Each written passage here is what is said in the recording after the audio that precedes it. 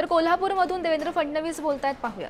तुमचे भाऊ या ठिकाणी सक्षम आहेत, ते तुमच्या पाठीशी पूर्ण ताकदीने उभं राहतील आणि या सगळ्या योजना आणि याच योजना नाही तर आमच्या मनामध्ये अजून अनेक योजना आहेत, त्या योजना देखील उत्तम प्रकारे आम्ही त्या ठिकाणी मांडू आणि पार पाडू.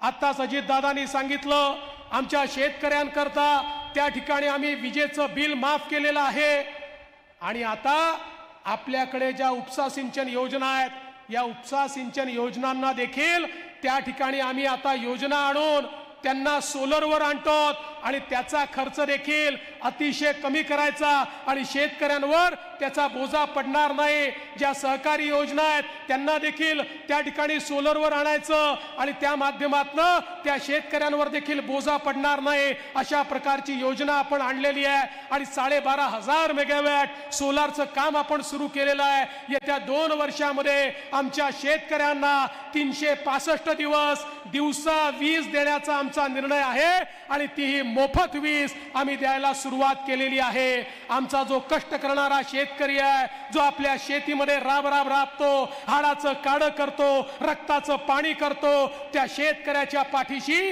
हे आपलं सरकार उभं आहे.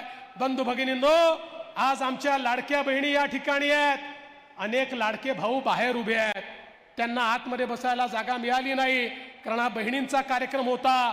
पण आमच्या मुख्यमंत्र्यांनी लाडक्या भावांना देखील रिकामं ठेवलेलं नाही. आज आपण शिका आणि कमवा सारखी योजना सुरू केली आहे. आमच्या भावांना त्या ठिकाणी अप्रेंटिसची योजना आहे, ज्यामध्ये 10,000 रुपयापर्यंत त्यांचा पगार राज्य सरकार देत आहे आणि नंतर त्यांना त्याच ठिकाणी नोकरी मिळेल किंवा त्या एक्सपिरियन्सच्या भरोशावर अन्यत्र कुठे नोकरी मिळेल, अशा प्रकारे आमच्या भावांच्या हाताला काम देणं ही देखील आमची प्राथमिकता आहे. आणि म्हणून मी तुम्हाला एवढंच सांगतो, कोणी कितीही टीका केली तरी हे तुमचं सरकार आहे, तुमच्या भावांचं सरकार आहे. हे सरकार जनतेकरता, बहिणींकरता, भावांकरता, रयतेकरता काम करतच राहील, हा विश्वास तुम्हाला देतो आणि माझं बोलणं संपवतो. धन्यवाद. जय हिंद, जय महाराष्ट्र.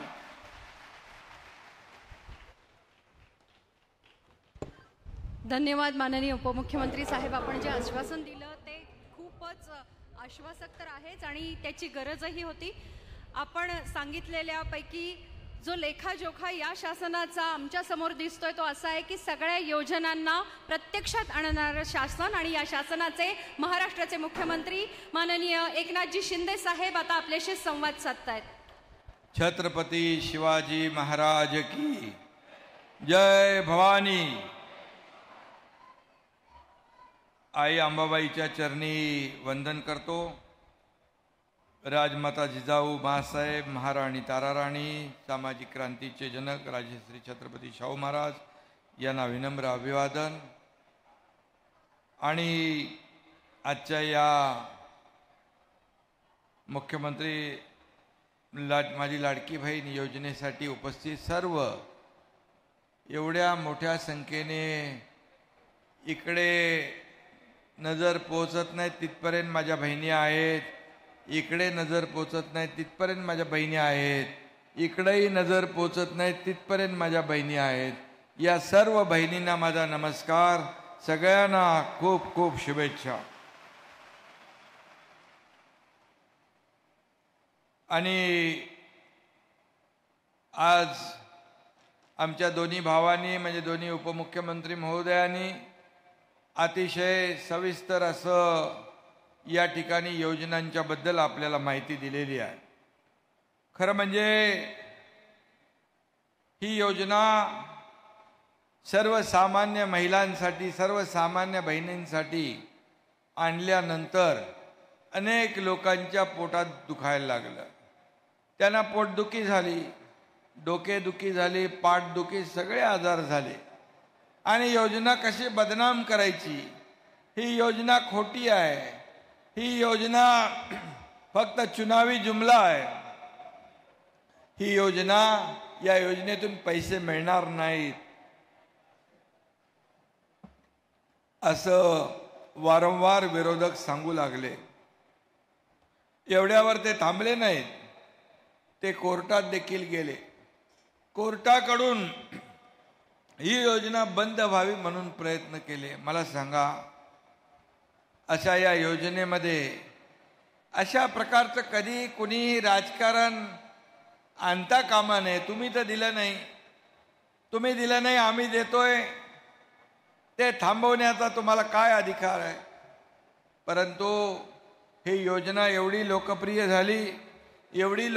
झाली की जिल्ह्यात तालुक्यामध्ये गावागावामध्ये महिलांचं, माझ्या बहिणींचं मोहळ उठलं.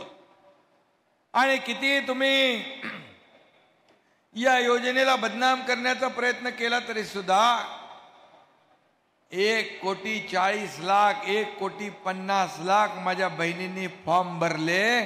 म्हणजे सरकारवर विश्वास आहे म्हणून आपण फॉर्म भरले. त्यांचं तुम्ही ऐकलं नाही. जे लोक सांगत होते ही योजना फसवी आहे, योजना खोटी आहे, ते लोकच बघत होतो आम्ही. फॉर्म भरायला लागले. त्यांच्या ऑफिस समोर मुख्यमंत्री माझी लाडकी बहीण योजनेचे बॅनर लागले, पण मुख्यमंत्र्यांचा फोटो नाही टाकला त्याच्यात, त्यांचा स्वतःचा फोटो टाकला. अरे काय तुमचं चाललंय? कुठं फेडाले पाप? अरे आमच्या या बहिणींच्या मुलाबाळांच्या तोंडाचा घास हिरावून घेण्याचा तुम्हाला काय अधिकार आहे? कोविडमध्ये तर काय काय केलं मुंबईत आपल्याला माहीत आहे, पुण्यात काय केलं तेही माहीत आहे. जिथं जिथं मिळेल तिथं त्यांनी कोविडमध्ये रुग्णांच्या, पेशंटच्या तोंडचा घास हिरावून घेतला. आनंदाचा शिदा आपण दरवेळेला देतो, गणपतीला, दिवाळीला. काय देतो त्याच्यामध्ये? रवा, मैदा, साखर, तेल, डाळ.